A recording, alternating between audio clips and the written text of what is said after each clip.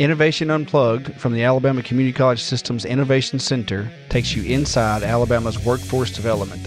Join us for enlightening conversations with community leaders and industry experts showcasing experiences, addressing key issues, and celebrating successes in the workforce initiatives across the state. All right, well, welcome back to another episode of Innovation Unplugged. And today we are ecstatic to have the almost entire, workforce team from Bevill State Community College. We have Al Moore, who is the Dean of Workforce and Economic Development. We also have Amanda Tice, who is the Director of Workforce, and Chad Bryant, who is the Workforce Specialist. And I'm Brandi Merrill, and I am the Director of Curriculum Design for the Innovation Center. So thanks for joining us today. And you three, we consider special guests and rock stars. So we are thankful that y'all are here today to just kind of tell your story and like who you are and how you got started. And we love hearing about how folks came to be and sit here and how you get to serve and serve people in your community and your college and all that kind of good stuff. So I'll start to my left. So Al, tell us who you are and how you got to be where you are and what you do every day.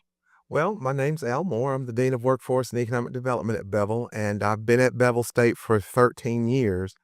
I have a 31-year career. 25 of those years is in public education in the state of Alabama. So I worked K-12, and then from that I also worked at Alabama Public Television in the education division, and then worked also at Jeff State. I taught adult ed, and I worked for federal TRIO programs there, Educational Talent Surge. And I've been at Bevill 13 years, but prior to that, I worked in the industry. I worked for Alabama Power Company. Very cool. So Alabama Public Television in the education division. So this should be old hat then, right? So you're around studios? Yeah, I was quite a bit. And we were working on it was a $22.5 million grant project. Oh, goodness. Through the federal government. And we were working on a longitudinal study to find the effects of web-based professional development on educators, teachers. That's cool. So it was a 5-year project, but I worked with APT. They were the lead agency. But in addition to that, 8 additional public broadcasting companies and 8 state boards of education along the Eastern Seaboard. So goodness, that's a cool project. Yeah, it was a cool project. That is cool. And to your left, you have Amanda Tice with you. And so Amanda, if you will just kind of walk us through who you are and how you got started and where you came from and what you do, all about you. So like so many people, I had a circuitous route to get to Bevill State. I have a degree in design and one in marketing. Wow. I worked in retail management in several states, and I've done some privately contracted professional writing in just a variety of types of writing. And I started at Bevill State as an adult ed instructor, moved into Ready to Work and taught that early when it first began, and then became a coordinator with Upward Bound, then the college-wide director of continuing and community education, and then I moved into workforce and worked with D. Moore. Wow. That's a long career there and varied. You're right. Like, you've done several things, that I would never even have known about. I knew about your writing background because to our listeners, that's the first time I think you and I had met was working on the manufactured housing project. And so we'll talk about that in a minute. But that's pretty cool.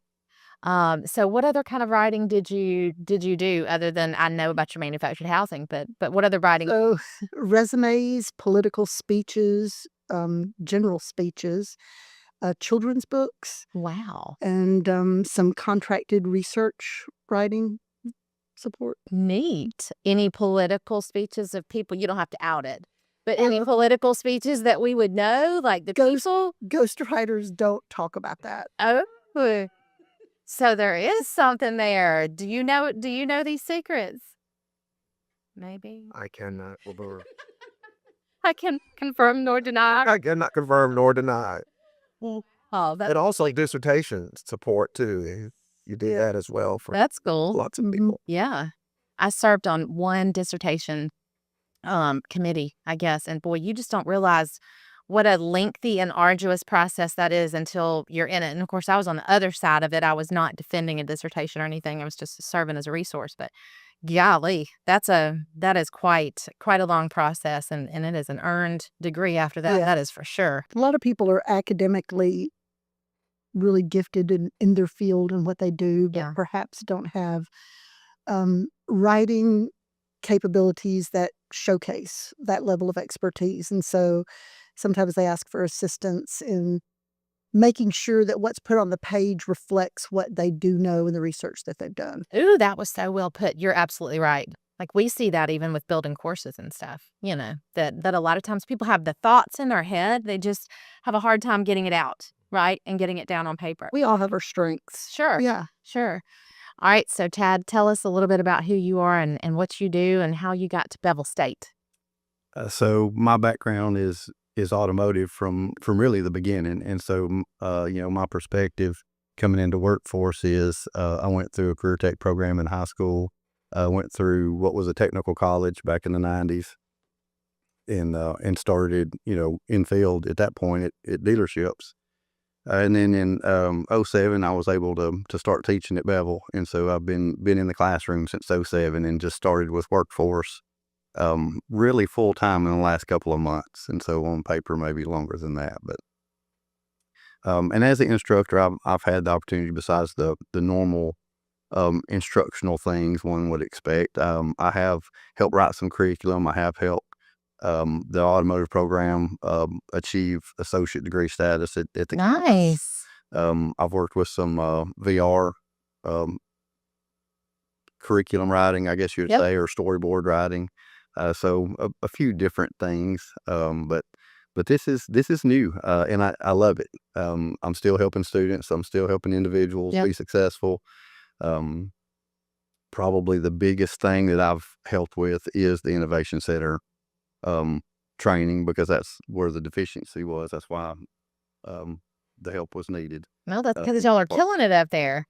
Yeah. You're doing all kinds of training up at Bevill State with Skills for Success, y'all's Skills for Success courses. Yeah, and Bevill State has an expansive service area. We have a 4,600 square mile service area. Good grief. We often describe it as the size of Delaware and Rhode Island combined. Wow. And so we are also in 3 workforce regions: Region 1, Region 3, and Region 4. Mm-hmm. We have 37 feeder high schools Gee. in our service area. So it's expansive. Yeah. With 5 sites, so 4 campuses and 1 instructional site in Pickens County in Carrollton. So, And there's just 3 of you. well, our division is It's very. pretty expansive as Mhm. well. Okay, I yeah. have 4 directors Okay. who report to me. Amanda is one of those directors, director of workforce, and then we have a director of mining and mine safety and technical training, and then we have director of director of adult ed. Right. And now we have a director of the Energy Infrastructure Training Center. And Yeah, that is huge up Yes. there for y'all. Do you want to tell a little bit about that? so that is still in development, Uh-huh. but it's going to be a huge deal. 4 components included: weatherization, connectivity, which is the fiber component, and then solar, and also electric vehicle. So the electric vehicle will include battery maintenance, battery repair, as well as the charging station Yeah. maintenance and installation as well. So we're excited about that. This is new for us, but we've got a key partner in Alabama Power, on the project, and it's going to be big. So Cameron Cox is our director. He's new in that role. Marcus Carson was our director, and Marcus has since become our associate dean of career tech. I did not know that. Yes. Still good for him. So he's moved into that role, and so now Cameron is in that director role. So we're backfilling his Yep. instructional coordinator position Right. now, but we do a lot of work in mining.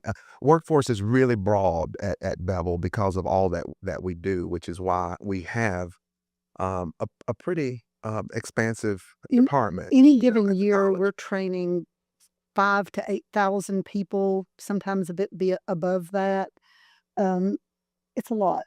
Yeah, and pre-pandemic, and I can remember even back 9 years ago, we would train 12,000 people in non-credit in a year's time. Wow. And so it was it's it's a lot. It's a lot of training that happens. And those are training instances. I mean, those are training, not testing. Right. They're training instances. Yeah.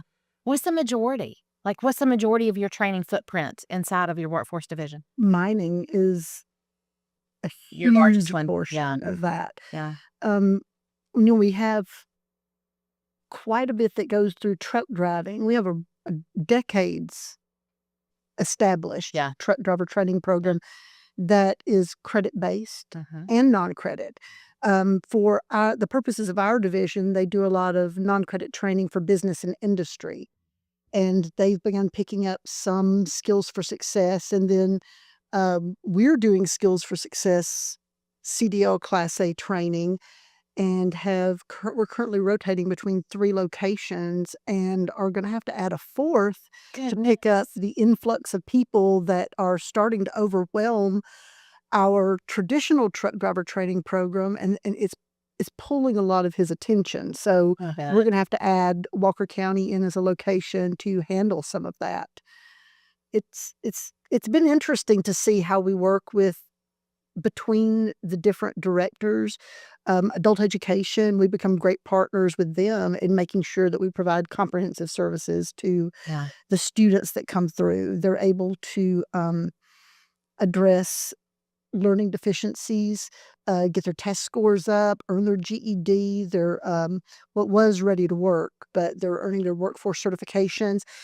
And sometimes they can even fund things like the permit testing fee and drug screen and DOT physical required to become a CDL driver. Absolutely. That's been fascinating to me. And we're looking forward to, as Skills for Success begins looking into more health science, that we're going to be working with Bonnie Barton, who is part-time with us, but she manages our non-credit health science programs. Nice. And so we'll be working closely with her to try to launch that initiative.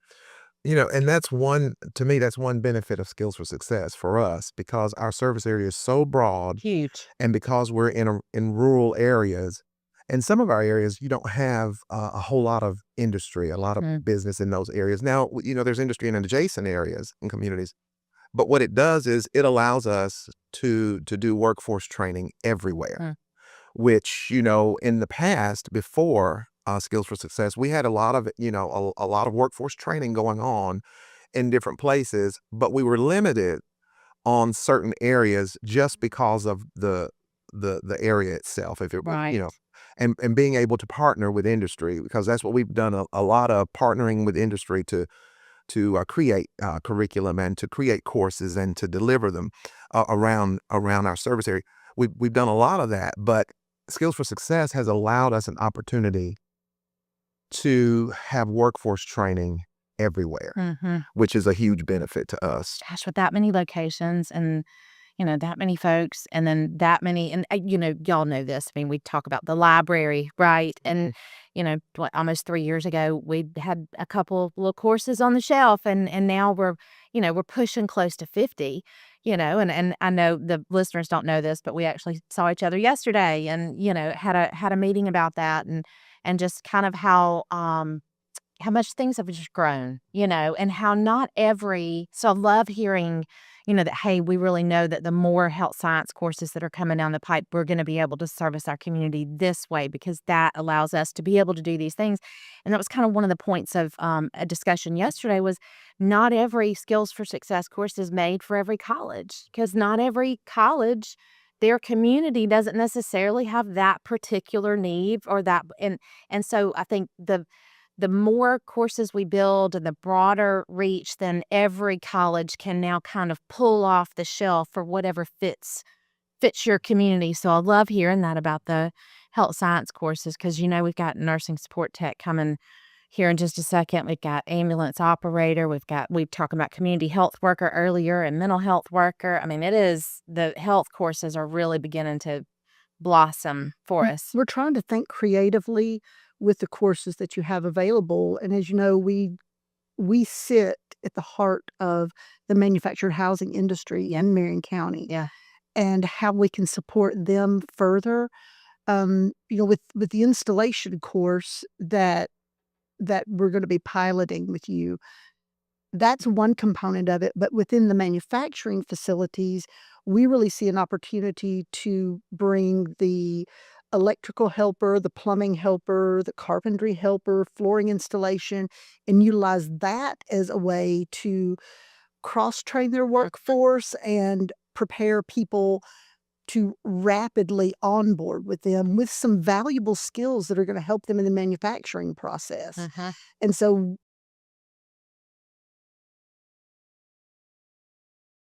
that just rotate within Marion County so that we're constantly training workforce for that's entire industry. Beautiful. I think we've seen so many, y'all just get so creative with those things. And so I can kind of see, from the outside, kind of looking in how, you're assessing it and saying, but for them, if we took this, this, and this, and we paired it together and we bundled it, then that would give them this type of employee. And I think, again, that's what's so much fun for us is to kind of sit back and, as these courses, especially from the curriculum design side, right? That's what's so much fun is kind of watching all of those individual components of those courses serve, your folks and serve your community and how you bundle that together. And we call them stackables, right? So they're getting stackable credentials. And then, boy, what a sales pitch you get to make. In the nicest way possible sales pitch, but, walking into any company, that's there in your expansive area and being able to be like, hey, look, here's what we have to offer. And we love saying that these are really y'all's courses. I mean, we build them obviously with all this assistance and everything, but we hand them off and it's so much fun to watch y'all go do these things and be creative. And that's cool. That is really, really cool to be able to bundle all of those together. So what do you think? So you said for the manufactured housing manufacturers themselves. So really that is taking every component of that manufactured home and building your customized training course all the way around it, including the installation and the training. Yes, and we even see land survey helper as being something that could be beneficial. Ooh, absolutely. You have to have a place to put the home. There has to be some place to install it. Yeah. And it's critical that the site development and location of the site are correct. It's one of the most significant, if not the most significant factor in failure of a manufactured home is site development. Yeah. And we learned that early on when we first started working with the manufactured housing industry. And I believe that was Chuck. He's VP of site development at the time. Clayton Homes. Mm-hmm. Who shared that site development is that critical. That's incredible.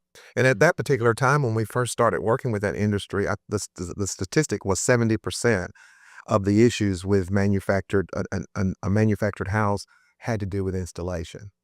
It had nothing to do with the manufacturing of the home, right? But the installation could create problems, and that was creating a problem for the industry because no one was considering installation being the issue. Yeah. All they see is, I just got a bad home, but there's really nothing wrong. Think about what the installation wrap around that training is. You got land survey, identifying the site. Yeah.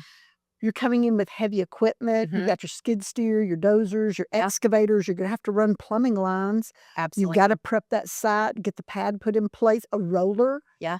That could compact the soil so that you don't have shifting issues. Concrete. Amazing. Bring in your CDL. I forgot that one. Y'all, that's incredible. If you ran every single one of those, we would have to. We have a plan. Figure out how to put it in there. She look at every course and look how every course is being used. I mean, seriously, that's incredible. We think that there should be a certification for, we know that rough haul is an issue where when you can be a CDL driver and you can haul a home, but if you rough haul it, you damage it. What's a rough haul? Explain to me what that is. Incorrectly hauling the home. Okay. So bumping into a ditch, going past limbs that are going to tear at the sides, Got that it. sort of thing, causing Yeah. damage to the home. Right. It'd be neat if there was a certification that could be offered rapidly to teach people how to properly haul the home, Yeah. so that and most people I'm sure do, but I would love to see that certification in place Yep. and readily available, Yeah. so that people could that the home is safe from the time it leaves the lot till the time it's delivered to that site that's been prepped. So just adding one more course to that litany of courses that she's going to put on there. You get on that tomorrow. Yeah. I love it. But a lot of times, and that is kind of how things start, right? Is it just having a conversation about something, and then the next thing so for the listeners, really, it was the Manufactured Housing Association, right? That kind of came to y'all initially, and then we partnered together to take that course and kind of modify it so that it could be used statewide through Skills for Success and that kind of thing. But how cool is that? Yeah, to get to work with the state association on something that's that large that impacts that many people. And the commission was instrumental as well in sharing their knowledge. And I worked really closely with Tommy Colley in developing that curriculum, and he's no longer with us, but he was just the heart of it. He loved what he did and was so kind in working with me on developing that curriculum because he wanted it to be successful. Absolutely. And so what we handed you came with his stamp of approval, and that means everything. Yeah. Yeah, because he was so widely regarded, nationwide, really. Yes. And we were thrilled to have him in Alabama, in that role to assist that development. When we first went over there to meet with the association, we were in his office and his pictures were there, and so it was a kind of a touching moment, I think, at that moment, to kind of see the legacy he had left behind. But so Art Faulkner and Steve Pinkard and Lance Latham. So those are the main three guys that we had from our side with you guys worked with on that project. And then, of course, we went out and filmed that course with Earl French and his group and his team. And golly, I'm going to tell you, I had no idea how incredible it is to watch a manufactured home come together. And in this instance, when we were on site, they kept saying, if we're going to marry them. Yeah, we're going to marry the them. marriage law. And I had seen obviously some of the content and some of the curriculum in your work and that kind of thing, but I really still didn't quite understand. No, we really are. We are taking both sides and we are marrying that sucker together. I mean, it was an incredible thing to watch. The raised hinged trusses. I think this was a while ago when we did that, but I'm pretty sure the whole thing was just an incredible experience. I didn't know that existed till I was working with them on writing their curriculum. Had no idea that existed, and I thought, well, of course, it makes so much sense. But it was fascinating to see happen. It was. That was a cool experience, and when nothing is there, and the next thing you know, there's a house. And it happens that fast. It's a home at that point. Yeah. Yeah, absolutely. So, and, moving, I was hugely impressed with the CDL driver and how and you mentioned that a minute ago about how critical that is to be able to make those turns and do those things sometimes, in tight set of situations and circumstances. We all drive down the interstate and see them drive a straight line. Dirt roads with trees and ditches and it cutting like turning into a driveway. And it's incredible. It's incredible what you do. It is. Well, Chad, I want to ask you, because you and I kind of I was listening to your background, obviously. So you and I kind of have a similar background. So I taught in the CTE world too. Mine was in healthcare.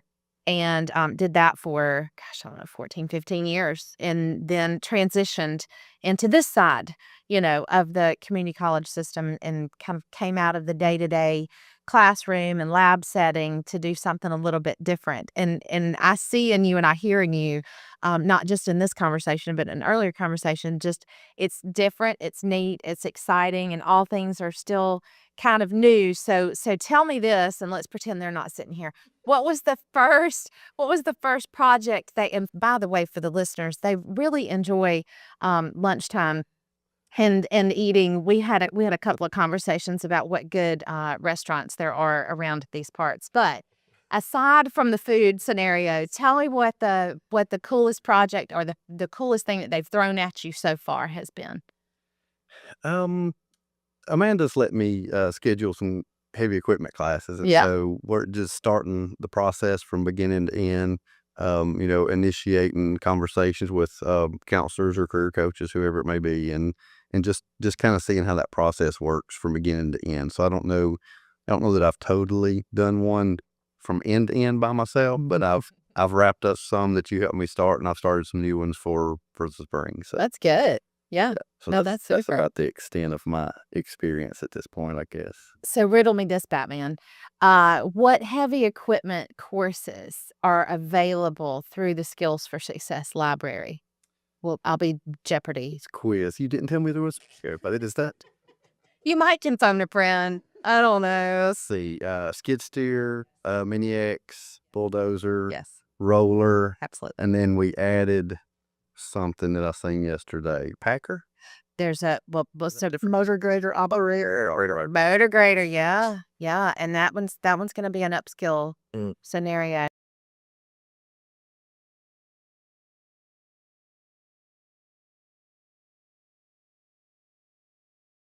Courses, and we talked about some new courses that are coming out. So, of that list of new courses that are coming, is the motor grader most intriguing to you, or is there something else that was on the list that you were like, "Oh, dang, that's cool"?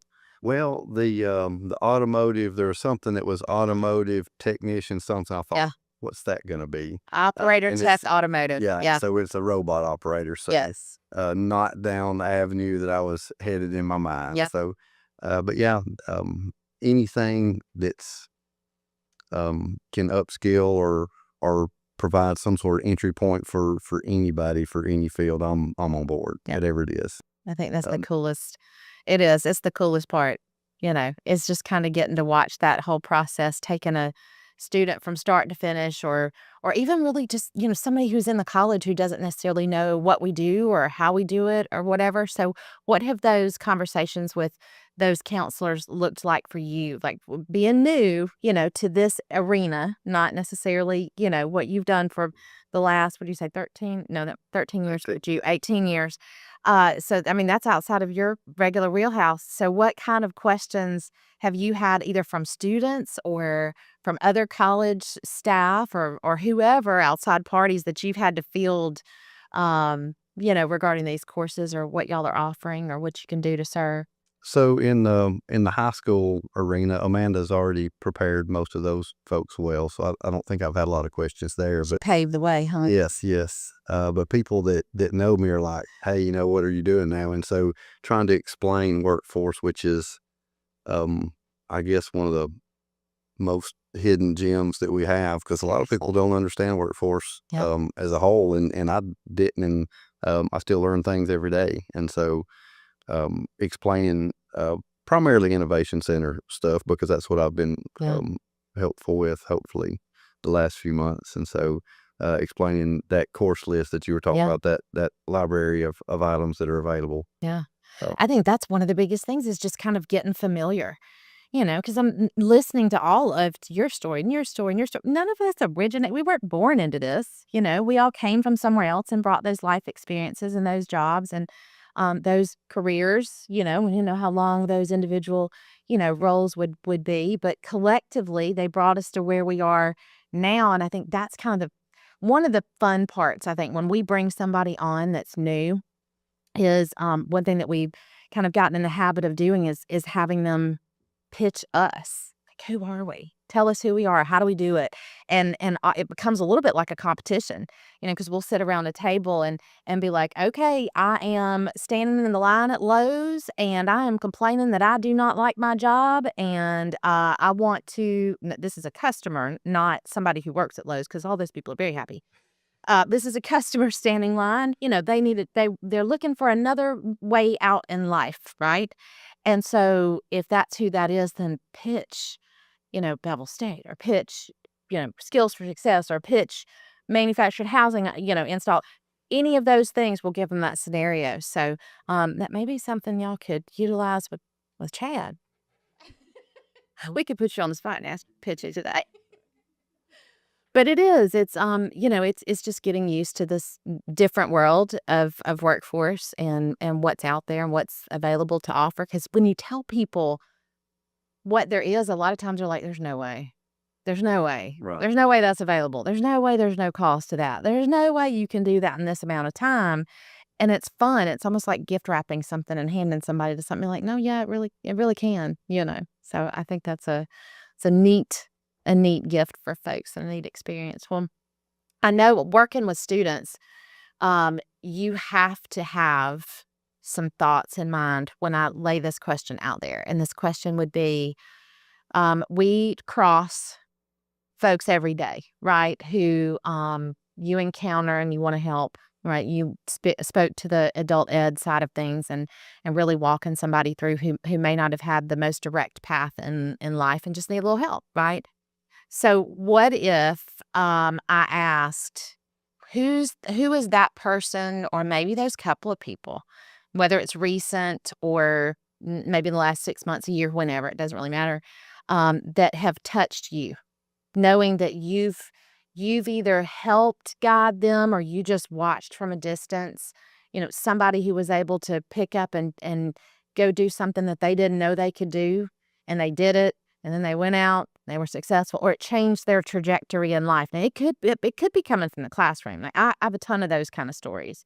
It could really kind of come from anywhere, but from a Bevill lens, almost like who are those folks that you've come across? Because we love hearing those kind of stories of how impactful we are as a system, and you as a college. Well, I could think of several. I Both bet. on the same page. HVAC.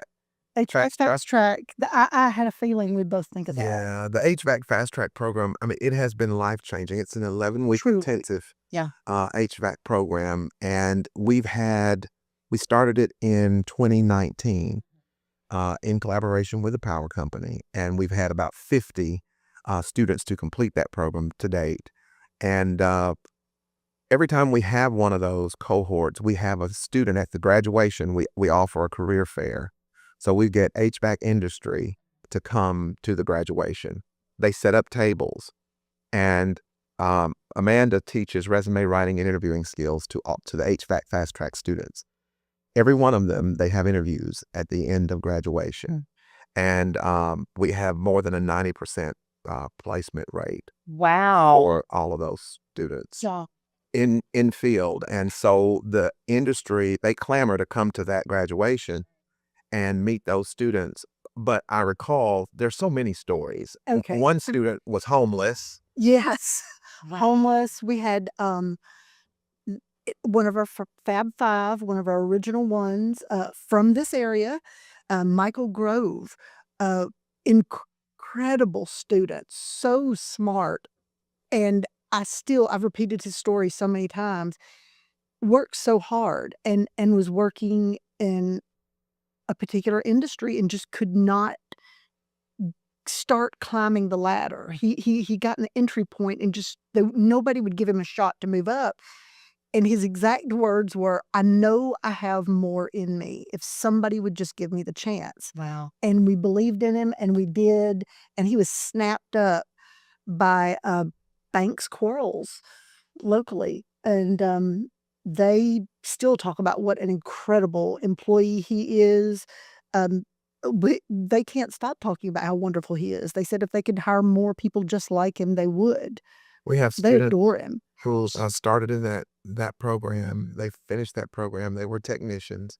Students who are managers now. Own their own. There's a CEO Yeah, that decided to own their create own new companies. branches. His It's been company. amazing Yeah.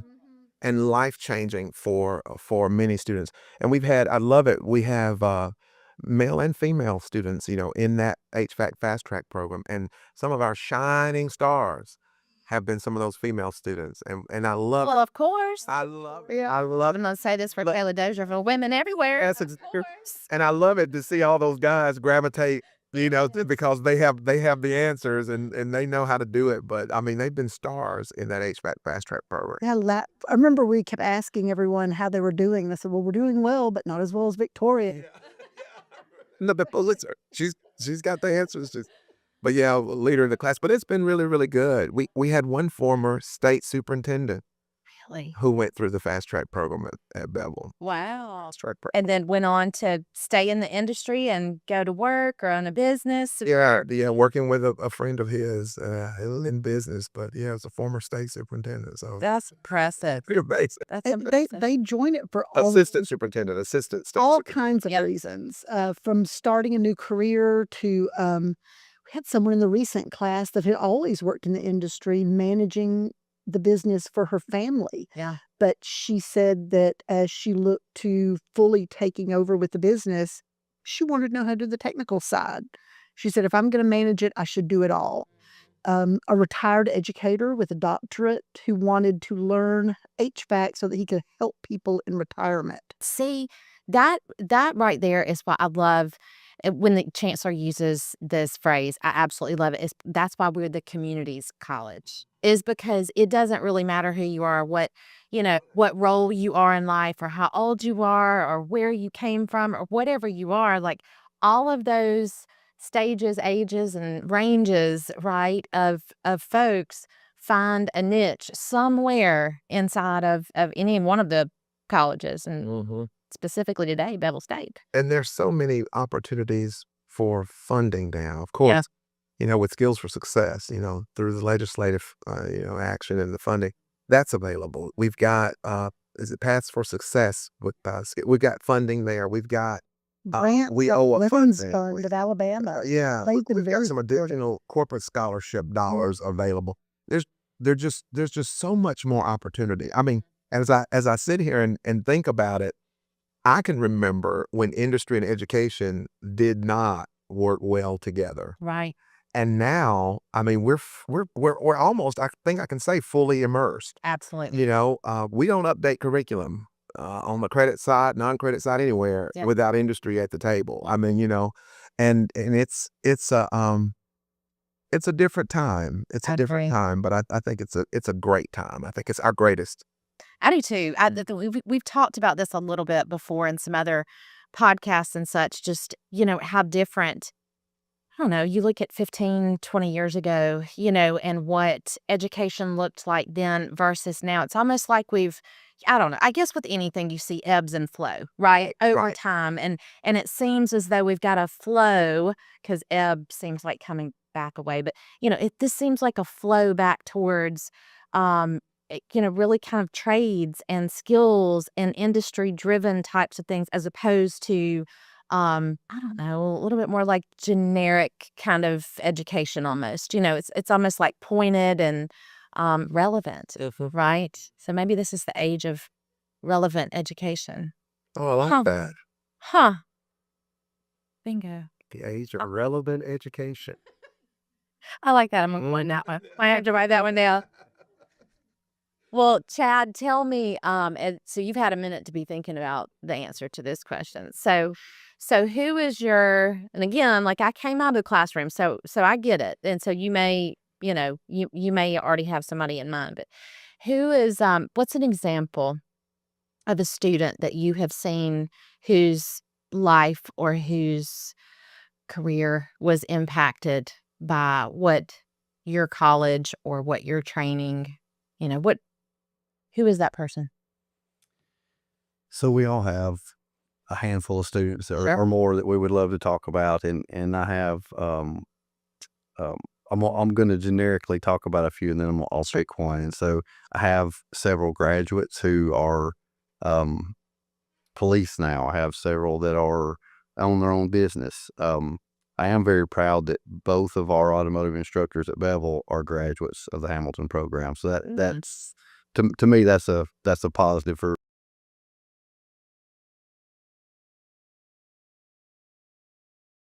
Was one from Fayette County, had lost his dad and kind of lived on a farm a little bit, and he didn't really know what he wanted to do, and so his mom said, if you don't know anything else go, take automotive, so maybe you can keep the tractor going, so zero clue what he wanted to do. I'm gonna put a plug in for Skills USA right here. And so because of Skills USA, I was able to get him interested in motorcycle.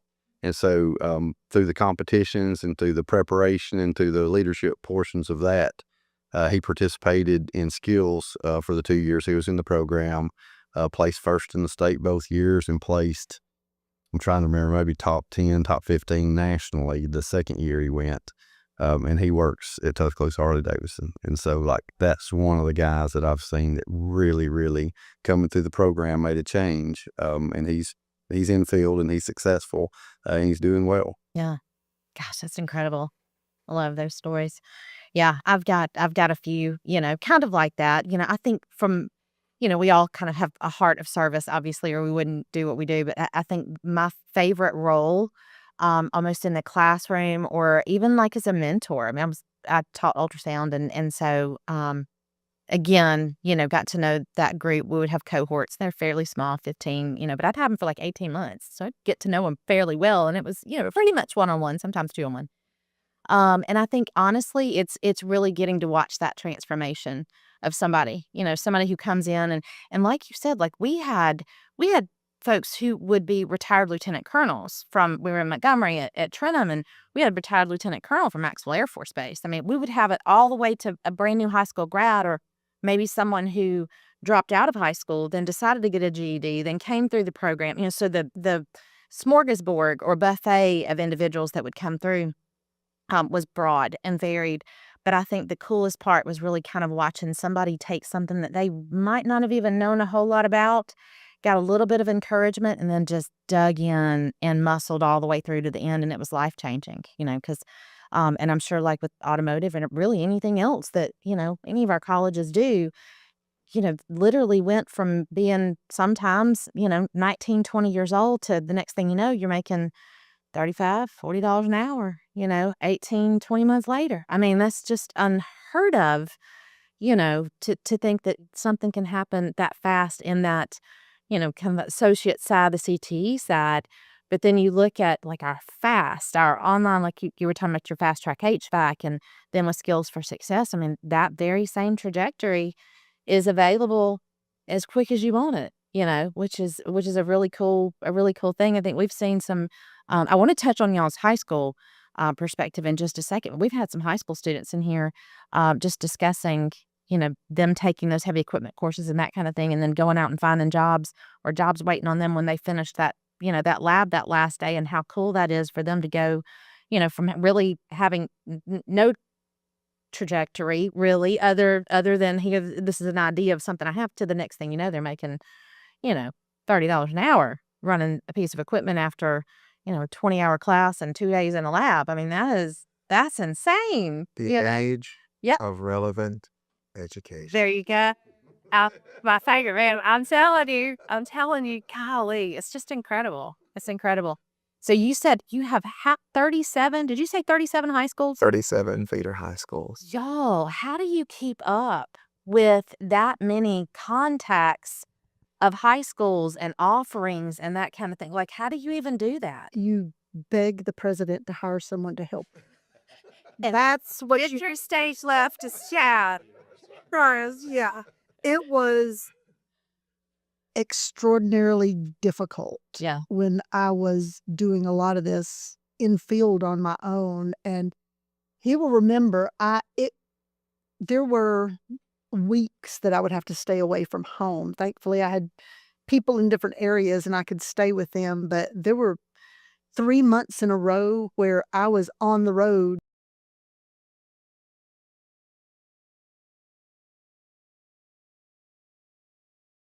Territory. I would stay with friends in Hamilton, and then I could far more easily reach Winston County, Fayette County, Marion County schools without such a huge drive. Yeah. But that's what last winter looked like for me. And now I have Chad. And he's in Marion County. I'm in Jefferson County. And between the two of us, we can fan out and Yeah. cover everything. Yeah. And we very often have multiple classes going in different cities at the same time. Yeah. So it's important that we can be there for them and be available if there are any needs. That's difficult Yeah. Oh, I with bet. that many schools. And Absolutely. it's not just schools, the municipalities, the businesses. We're serving a lot beyond open enrollment. Those are all people calling, asking for classes. Thank you so much today for our guests. Again, we had Al Moore, Amanda Tice, and Chad Bryant from Bevill State Community College. And we cannot thank y'all enough for coming in and gracing us with your stories and your experience and just letting us know all about the communities you serve and how you do it and how you're growing. And we are grateful to be along with this ride with you in support of you. Well, So- thank you. Thank you for having us. Certainly a pleasure. And we look forward to a whole lot more. Agreed. A whole lot more to come. All right, be sure and like, subscribe, and follow on all podcast platforms. Thank you.